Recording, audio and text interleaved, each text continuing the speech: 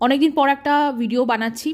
বলতে পারেন ভিডিওটা বানাতে বাধ্য হচ্ছি, কারণ কিছু কথা আমার মনে হলো যে ভিডিওতে এসেই বলি। ঠিক আছে, সব কিছু তো আর মনের মধ্যে চেপে রাখা যায় না। তো ইন দ্য মিন টাইম, এই যে এতদিন আমি ভিডিও যে বানাইনি, অনেক কিছু ঘটে গেছে আমাদের চারিপাশে। ইউটিউবে ঘটেছে, তাছাড়া বাইরের ইউটিউবের বাইরের যে সমাজ, সেখানেও খুব বড় একটা দুর্ঘটনা ঘটে গেছে। আমাদের সামাজিক যে ঘটনাটা ঘটেছে, অভয়া বা তিলোত্তমা, সেটার আমি জানি না আইনি বিচার আলটিমেটলি কি হবে, কি হতে চলেছে।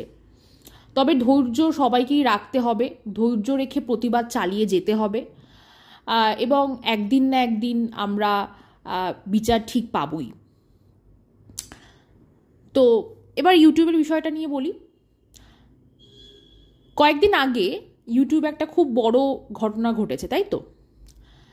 সেই ঘটনাটা নিয়ে অনেকে খুশি হয়েছে, অনেকে আবার দুঃখ পেয়েছে, বা তাদের কাছে বিষয়টা এক্সপেক্টেড ছিল না। সেটা কি না, দুজন কন্টেন্ট ক্রিয়েটার, মানে একজন কন্ট্রোভার্সি ক্রিয়েটার এবং একজন বড় ব্লগার, এই দুজনের মধ্যে যে একটা বিশাল দ্বন্দ্ব চলছিল, সেইটা আবার বন্ধুত্বে পরিণত হয়েছে। মানে তাদের মধ্যে যে সমস্যাটা ছিল সেটা মিটে গেছে, এবং তারা একটা মিউচুয়াল আন্ডারস্ট্যান্ডিংয়ে এসে তাদের মধ্যে যা ভুল বোঝাবুঝি ছিল সেগুলো মিটিয়ে নিয়েছে, এবং তারা সেটা তাদের ভ্লগের মাধ্যমে আমাদেরকে দেখিয়েছে। এবার এই ঘটনাকে ঘিরে আমার মনে হয় বেশিরভাগ কন্ট্রোভার্সি ক্রিয়েটাররাই ভিডিও বানিয়ে নিয়েছে, তারা তাদের মতামত দিয়েছে। ঠিক আছে, এবং তাদের মধ্যে একজন, তিনি বেশ বৃদ্ধা একজন আর কি, অনেকটাই সিনিয়র, তিনিও একটি ভিডিও বানিয়েছেন, এবং তিনি বেশ ভালো মতো এই বড় ব্লগারের সাথে ইনভলভ ছিলেন, মানে তার বাড়িতে যাওয়া আসা, তার সাথে বেশ ভালো কানেক্টেড ছিলেন। তো উনি ভিডিওটা বানিয়ে উনি ওনার মতামত দিয়েছেন, এবং উনি মতামতে মানে ওনার কি ফিলিংস, উনি কি বলেছেন, সেইগুলো নিয়ে আমি ডিসকাশন করতে চাই না। কিন্তু উনি এই বড় ব্লগার তার হাজব্যান্ডকে কাপুরুষ বোঝাতে গিয়ে, বা তার যে শিরদাঁড়া নেই সেটা বোঝাতে গিয়ে দুটো কি বলবো, দুটো কম্প্যারিজন এনেছেন। ঠিক আছে, সেটা কি না, উনি বলেছেন যে উনি নাইটি কিনে দেবেন এবং চুড়ি কিনে দেবেন। ঠিক আছে, এবং এই নাইটি কিনে দেওয়া এবং চুড়ি কিনে দেওয়ার মধ্য দিয়ে উনি বোঝাতে চেয়েছেন যে সেই বড় ব্লগারটি যে হাজব্যান্ড, সেই পুরুষটির শিরদাঁড়া নেই, স্পাইনলেস যাকে বলে। তো আমার বক্তব্যটা এখানেই, সেটা হচ্ছে যে তার মানে আমাকে ধরে নিতে হচ্ছে যে যারা নাইটি পরে বা যারা চুড়ি পরে তারা শিরদাঁড়াহীন, মানে তারা স্পাইনলেস, তাই তো? মানে আসলে বিষয়টা কি বলুন তো, যে ক্যামেরা খুলে বসে পড়লাম, মুখে যা আসলো বলে দিলাম, তাহলে তো হয় না। ঠিক আছে, অফ ক্যামেরা কে কি বলছে সেটা নিয়ে আই এম লিস্ট বদার্ড। ঠিক আছে, অন ক্যামেরা আমি কি বলছি ডেফিনেটলি সেটা আমাকে বুঝে শুনে বলতে হবে, রাইট? হ্যাঁ, ভুল ত্রুটি, আমি কি একদম পারফেক্ট? আমার কি ভুল ত্রুটি হয় না? হয়। আমার ভুল ত্রুটি হলে ভিউয়ার্সরা ধরিয়ে দেবে, অন্য কোনো কন্ট্রোভার্সি ক্রিয়েটারের যদি মনে হয় ধরিয়ে দেবে। কিন্তু হ্যাঁ, আমি যদি কারো ভুল দেখে থাকি সেটাও আমি বলবো, সেটাও আমি ধরিয়ে দেবো ডেফিনেটলি। আমার মানে ইউজুয়ালি আমি চট করে এই এখন যা চলছে, এই বর্তমান পরিস্থিতির বিষয়গুলো নিয়ে আমি ভিডিও বানানোর আমার কোনো ইচ্ছা ছিল না, বাট এই বিষয়টা প্রচণ্ড কানে বাজলো। সেটা হচ্ছে যে একজন সেলফ ইন্ডিপেন্ডেন্ট মহিলা, মানে যিনি এই কথাটি বলেছেন, উনি নিজে সরকারি চাকরি করেন। এবার সেটা নিয়েও নাকি এর আগে নাকি প্রশ্ন উঠেছিল, যাই হোক সেই ভিডিওগুলো আমি দেখিনি, আমি জানিও না। তো উনি নিজে একটি সরকারি চাকরি করেন, উনি নিজের হাতে ওনার নিজের বাড়ি তৈরি করেছেন। ঠিক আছে, ওনার 2 মেয়ে, ঠিক আছে, তার মধ্যে ছোট মেয়ে, তাকে এস্টাবলিশ করার চেষ্টা করছেন বা এস্টাবলিশ করছেন, মানে মোটমাট পুরো সংসারের হালটাই ওনার হাতে। ঠিক আছে? তো মানে স্পেশালি অর্থনৈতিক বিষয়টা, মানে উনি রোজগার করে উনি সংসারটা চালান, তার মানে উনি সেলফ ইন্ডিপেন্ডেন্ট, রাইট? তো একজন সেলফ ইন্ডিপেন্ডেন্ট লেডি একটি পুরুষ মানুষকে শিরদাঁড়াহীন বোঝাতে গিয়ে কি বলছে, মানে আমাকে আবারও বলতে হচ্ছে কি না, তাকে নাইটি কিনে দেওয়া হবে, তাকে চুড়ি কিনে দেওয়া হবে, ঠিক আছে?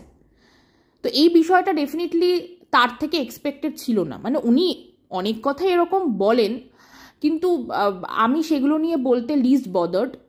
কিন্তু এই যে এই কথাটা আমি বললাম যে খুব কানে বাজলো, হ্যাঁ, মানে স্পেশালি ওনার মুখ থেকে, যিনি কিনা চাকরি করেন, ঠিক আছে, উনি নিজেও একজন মহিলা, ঠিক আছে, চুড়ি উনিও পরেন, নাইটি উনিও পরেন, মানে কথাটা ওই যে এমন না যে একটা আঙুল সেই পুরুষ মানুষটির দিকে, ঠিক আছে, বাকি 4টে আঙুল নিজের দিকে, মানে তাকে নাইটি কিনে দেবে, চুড়ি কিনে দেবে বলতে গিয়ে নিজেকেই অপমান করে বসলো। বাদ বাকি মহিলা তাদের কথা তো ছেড়েই দিলাম, তার নিজের 2টো মেয়ে আছে, তার একটি নাতনি আছে, সে এরকম একটা স্টেটমেন্ট দিয়ে বসলো বা এরকম একটা প্রপোজাল দিয়ে বসলো, ভাবতেও অবাক লাগে। হ্যাঁ, মানে কত কনফিডেন্স নিয়ে মানুষ এই কথাগুলো অন ক্যামেরা বলতে পারে, কতটা কনফিডেন্স নিয়ে। যদিও আমি বলছি না যে তার কনফিডেন্স হারিয়ে যাক বা কিছু, কনফিডেন্স থাকা ভালো, বাট বলার সময় একটু নিজের কথাগুলো একটু যদি শুনে বলা যায়, আমার মনে হয় তখন ভিডিওটা আরও ভালো হয় বা শুনতেও ভালো লাগে, তাই না? বাকিটা সে কি মতামত দিয়েছে না দিয়েছে সেটা নিয়ে আমি বললাম ওই যে আই এম লিস্ট বদার্ড। আমি ওগুলো, তার মতামত সে দিয়েছে, তার যা এক্সপিরিয়েন্স সে শেয়ার করেছে, ঠিক আছে, সেটা নিয়ে আমার বলার বিষয় না। এটাই, ওনাকে নিয়ে এইটুকুই বলার ছিল। আর একটা কথা সেটা হচ্ছে যে এই যে একটা কন্ট্রোভার্সি যেটা লাস্ট 1 বছর ধরে চলছে, একটি দম্পতি, একটা কাপলকে নিয়ে, যাদের একটা ছোট্ট পুত্র সন্তান আছে, তো সেই কাপেলের মধ্যে ভাঙন ধরেছে। কি রিজনে ভাঙন ধরেছে সেগুলো আমি বলতে চাই না, মানে এরকম একটা কন্ট্রোভার্সি চলছে 1 বছর ধরে, রাইট? তো মেয়েটির বিপরীতে যে সকল ভিউয়াররা আছে, সেই ভিউয়াররা তাদের পছন্দের কন্ট্রোভার্সি ক্রিয়েটারদের ভিডিওতে গিয়ে কমেন্ট করছে যে যে ঘটনাটা তিলোত্তমার সাথে ঘটেছে সেই ঘটনাটা ওই মেয়েটির সাথে ঘটা উচিত, ঠিক আছে? মানে আপনারা হয়তো একজনের ভিডিওতে এই কমেন্টটা পেয়েছেন, স্পেসিফিক একজন ভিউয়ারের কমেন্ট পেয়েছেন, বাট আমি এরকম কমেন্ট 2টো পেয়েছি, মানে 2টো দেখলাম আর কি, মানে 2জন ভিউয়ার ডিফারেন্ট, ঠিক আছে, কিন্তু কমেন্টটা ওই পুরো সেম, ঠিক আছে, মানে সেম ইন দ্য সেন্স দাড়ি কমা ফুল স্টপ সব কিছু নিয়ে সেম না, ওই বিষয়বস্তু হচ্ছে যে যে ঘটনাটা তিলোত্তমার সাথে ঘটেছে সেই ঘটনাটা ওই মেয়েটির সাথে ঘটা উচিত। তো বলে রাখি, সেটা হচ্ছে যে যাই ভুল করুক, ঠিক আছে, সেই মেয়েটির কি ভুল, তার হাজব্যান্ডের কি ভুল, সেইটাও আমি বলতে চাই না বা আমি বলার কেউ নই, কারণ পুরো বিষয়টাই একটা বিচারাধীন বিষয়, ঠিক আছে? আমি এর আগেও তাদেরকে নিয়ে একটাই ভিডিও করেছিলাম এবং বলেছিলাম যে পুরো বিষয়টা একটা বিচারাধীন বিষয়, সেটা নিয়ে আমি কিছু বলতে চাই না, ঠিক আছে? এই তাদের সম্পর্কের অন্তিম পরিণতি কি হবে সেটা আমিও ডিসাইড করব না, না কোনো কন্ট্রোভার্সি ক্রিয়েটার ডিসাইড করবে, সেটা আইন ডিসাইড করবে, মানে ল ডিসাইড করবে, এবং যে দুজনের মধ্যে ভাঙন ধরেছে তারা ডিসাইড করবে এবং তাদের পরিবার ডিসাইড করবে। যে যাই করে থাকুক, যে যাই করুক, পৃথিবীর যে ক্রাইমটাই কেউ করে থাকুক, তার শাস্তি কখনো ধর্ষণ হতে পারে না, তার শাস্তি কখনোই ধর্ষণ হতে পারে না। এবং মেয়েটি এমন কিছু বড় ভুলও করেনি, মানে আমি যদি যেটাকে সামনে রাখা হয় পরকীয়া, যদি আমি ধরেও নিই যে মেয়েটি পরকীয়া করেছে, ঠিক আছে, সেটা এমন কিছু বিশাল বড় ক্রাইম না যে তার অন্তিম পরিণতি বা তার শাস্তি হিসাবে তাকে ধর্ষিত হতে হবে বা তাকে ধর্ষণ করা হবে। এবার এই যে কমেন্টগুলো, এই কমেন্টগুলোর পরিপ্রেক্ষিতে যখন প্রশ্ন করা হয় বা প্রশ্ন করা হচ্ছে, তখন তাদের রিপ্লাই হচ্ছে যে রাগের মাথায় বলে দিয়েছি। তাহলে আমি বলবো, মানে আমি এই ধরনের মানুষদেরকে আমি বলবো যে আপনারা যদি রাগের মাথায় কোনো একটি মেয়ের বা মহিলার ধর্ষণ কামনা করে থাকেন, তাহলে আপনাদের ইমিডিয়েটলি ক্লিনিক্যাল হেল্প নিতে হবে ফর অ্যাঙ্গার ম্যানেজমেন্ট। আপনারা প্লিজ আপনারা কন্ট্যাক্ট করুন কোনো ভালো সাইকোলজিস্টকে, বা take a clinical help as soon as possible. কারণ এই যে আপনারা ইউটিউবের ভিউয়ার, রাইট? কিন্তু আপনারা তো সমাজেরই একটা অংশ। ইউটিউব তো সমাজের বাইরের কিছু না, ইউটিউবটা সমাজের ভেতরেরই একটা অংশ। এবং ইউটিউবের যে সকল ক্রিয়েটাররা আছেন, যে সকল ভিউয়াররা আছেন, সবাই সমাজেরই একটা অংশ। তাই তার মানে আমাকে ধরে নিতে হবে যে মানে আমাদের সমাজে এমন মানুষ আছে, সত্যিকারের আছে, যে তারা যখন তখন রাগের মাথায় যে কোনো মানুষের ধর্ষণ কামনা করতে পারে, ঠিক আছে, মানে অ্যাজ আ পানিশমেন্ট। আচ্ছা, এটা গেল একটা কথা, ঠিক আছে, যে সিক মেন্টালিটির কিছু মানুষদেরকে একটু কিছু বললাম। জানি কথাগুলো হয়তো খুব খারাপ লাগবে শুনতে, বাট আই এম হেল্পলেস, ঠিক আছে, বলতে বাধ্য হচ্ছি। আর কিছু কমেন্ট দেখতে পাচ্ছি, মানে যবে থেকে তিলোত্তমার বিষয়টা এসেছে, অনেকে তো আছে ভাই মানে নির্দ্বিধায় তিলোত্তমার ছবি ইউজ করে যাচ্ছে। হ্যাঁ, মানে আমি যখনই রিলস দেখি, তখনই রিলস দেখতে দেখতে একটা রিলস একটু ভদ্র রিলস বা ভালো অন্য টপিকের রিলস দেখলে তারপরে 4টে রিলস আসে তিলোত্তমাকে নিয়ে, এবং সেখানে অনেকে নির্দ্বিধায় তিলোত্তমার ছবি ইউজ করছে, সেটাকে হেজি করারও প্রয়োজন মনে করছে না, মানে চ্যানেল গ্রো করছেই তিলোত্তমার শর্টস দিয়ে। যাই হোক, তো সেখানে আবার কেউ যদি গিয়ে ভুলটা ধরিয়ে দেয়, তাদের সাথে আবার ঝগড়াও করছে কমেন্ট বক্সে। হ্যাঁ, মানে আমি কিন্তু মানে যাদের কথা বললাম তারা কিন্তু আবার কন্ট্রোভার্সি জনারের পার্ট না, তার এমনি নর্মাল মানে রিলস বানাচ্ছে আর কি, জাস্ট ওই তিলোত্তমার বিষয়টাকে নিয়ে তার মুখটা বেচে ভিউজ কামাচ্ছে। তো এরকমই মানে এই তিলোত্তমার বিষয়টা হওয়ার পর প্রচুর কমেন্টস দেখতে পাচ্ছি, ঠিক আছে, যেখানে বলা হচ্ছে যে মেয়েরা যদি পোশাক ঠিক করে পরে তাহলে নাকি ধর্ষণ কমে যাবে বা ধর্ষণ হবে না। তো বলে রাখি যে এই কথা মানে এই স্টেটমেন্টের বিপরীতে অনেকেই একই কথা বলে, আমিও সেই একই কথা বলছি। সেটা হচ্ছে যে ধর্ষণটা না কখনো ক্লোদিং বা মানে যে ভিকটিম তার পোশাকের ওপর নির্ভর করে না।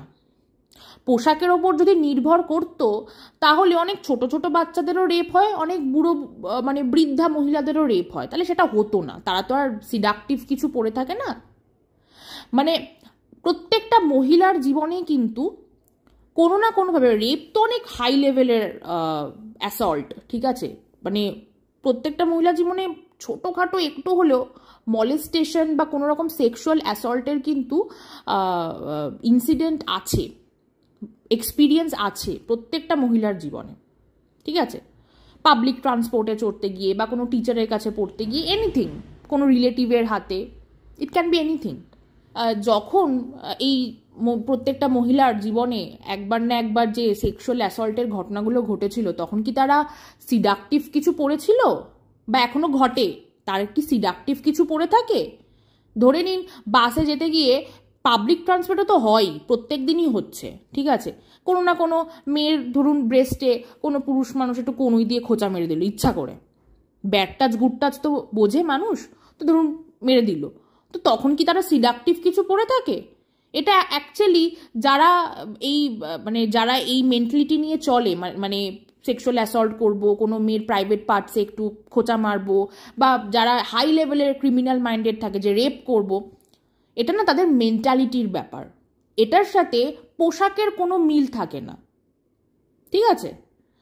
তাই আমি বলবো এই যে যারা এরকম চিন্তাভাবনা নিয়ে মানে থাকেন, যাদের কাছে ধর্ষণটা খুব সিম্পল একটা ব্যাপার, যারা ধর্ষণটাকে কারোর মানে দোষের পানিশমেন্ট হিসাবে দেখেন, ঠিক আছে, এবং ধর্ষণের জন্য যারা পোশাককে দায়ী করেন, আমি বলবো এই ধরনের মানুষদের না সত্যি সত্যি they need some clinical help, but they need psychological treatment. কারণ এদের পরিবারে তো সন্তান আছে, ঠিক আছে, বা এখন না থাকলে পরে হবে, বা ভাই বোন তো আছেই, পরিবার তো আছেই, তাই না? তো এই মানুষগুলোর কাছে না তাদের পরিবারের কেউ সুরক্ষিত, না এই মানুষগুলোর পরিবারের মেম্বারদের হাতে বা কাছে অন্য মানুষরা সুরক্ষিত। স্পেশালি যেসব রেপিস্টরা, আমাদের সমাজে যেসব রেপিস্টরা আছে, তারা তো কোনো না কোনোভাবে কোনো তাদের মানে একটি মহিলারই গর্ভ থেকে জন্মগ্রহণ করেছে, তারা তো আর মাটি ফেরে বেরিয়ে আসেনি, ঠিক আছে? তো যারা এই যে রেপিস্ট হয় বা যারা রেপ মেন্টালিটি মাথায় রাখে, তাদের না কোনোভাবে আপব্রিঙ্গিংয়ে প্রবলেম আছে। যেসব আমি ধরে নিই মানে বেশিরভাগ ক্ষেত্রে তো রেপিস্ট পুরুষ মানুষেরাই হয়, ঠিক আছে? তো যেসব পুরুষ মানুষেরাই রেপিস্ট হয়, ঠিক আছে, যারা এই রেপ বা এই সেক্সুয়াল অ্যাসল্টগুলো ঘটায়, তাদের আপব্রিঙ্গিংয়ের সমস্যা। কারণ তারা ছোটোবেলা থেকে শুনে এসছে তাদের মায়ের কাছে এইসব জিনিসই, যে মা দেখ ওই মেয়েটার পেট বেরিয়েছে, মা দেখ ওই মেয়েটার ব্রাইস স্ট্র্যাপ বেরিয়েছে, ওই মেয়েটার ক্লিভেজ বেরিয়েছে, এ বাবা কি নোংরা মেয়ে, ঠিক আছে? কোনো মেয়েকে টোন টিটকিরি কাটলে দোষটা মেয়ের হয়ে যায়, যারা টোন টিটকিরি কাটছে তাদের দোষ হয় না। তো যেসব মহিলারা এরকম মেন্টালিটি নিয়ে চলে, তাদের ঘরের পুত্র সন্তানরা ওরকমই মেন্টালিটির হয়, তারা ক্লিন মেন্টালিটির হয় না। এবং এই যে আমি যে কমেন্টের কথা বললাম, এই যে দুটো কমেন্ট আমি দেখেছি, এই দুটো কমেন্ট করেছেন দুজন মহিলা। আমি জানি না এনাদের এই দুইজন মহিলার ঘরে পুত্র সন্তান আছে না কন্যা সন্তান আছে। পুত্র সন্তান থেকে থাকলে তো ভাই তাদের পুত্র সন্তানের হাতে আমি বলবো যে সেই পুত্র সন্তানের কাছে কোনো বাড়ির মেয়েরা সুরক্ষিত না, না সেই মহিলাদের কাছে সুরক্ষিত, না সেই পুত্র সন্তানের কাছে সুরক্ষিত। তো ভিডিওটা এখানেই এন্ড করছি। Thank you.